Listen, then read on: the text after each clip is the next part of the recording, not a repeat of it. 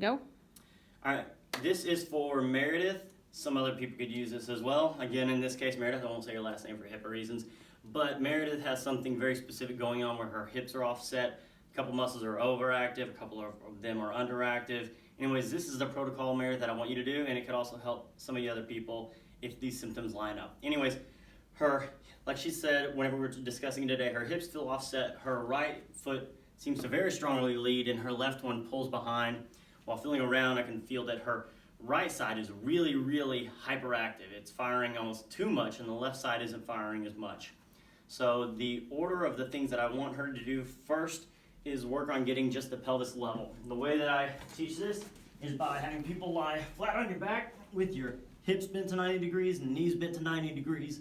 And you can actually lay a towel or a blanket around your calves here so that they don't just sit open. You want your legs to lay like this, so the weight of your femurs drive into your pelvis, and you just sit here for around 30 minutes till you feel a lot of pressure build in your lower back, and then you can just shift back and forth, and you likely will hear a little tiny bit of cracking or a tiny pop. And that's the pressure building in the pelvis. Then you shift and it kind of settles in. So first, get a little bit of alignment with that move. Once you've done that, you want to move into addressing the muscles. And whenever we're addressing overactive muscles, the good order to do it is first neurologically turn off that muscle or inhibit the activity, and we can do that through trigger points. So in her case, her right hip flexor was very active. I use this thing called a Cellrite, but you could also use a kettlebell. And just below that hip bone, I'm going to come down here and get some pressure into it and just let myself settle in. Find a tender spot and just sit here for around 20 to 30 seconds. Right after I've done this, which turns the muscle off to a degree, what I want to do is then stretch that muscle. Just think if it's turned off, I can get more out of the stretch. So I do that first, and then I come into this stretch, knee to the ground, chest up, and I'm driving my hip towards this heel. I'll feel a good stretch in here. I may, if my psoas is also tight, feel a good stretch if I rotate to the open side and lean back. So trigger point that, stretch that. In her case, we also discussed she has a tight piriformis, which is a muscle that runs from top of the femur to the sacrum. So she's foam rolling that.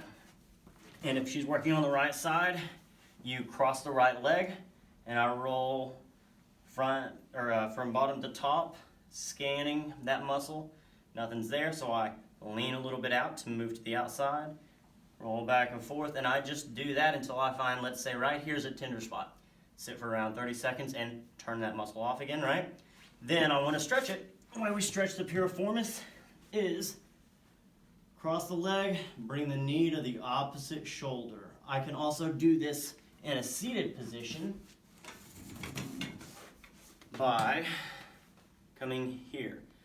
Big point to make on this is I'm not bringing my shoulder down, trying to keep a good spinal posture, bring my knee to the opposite shoulder. Also, with that being said, whenever you're foam rolling and all the other stuff, keep a neutral spine. You don't want to hurt your back while trying to address a hip.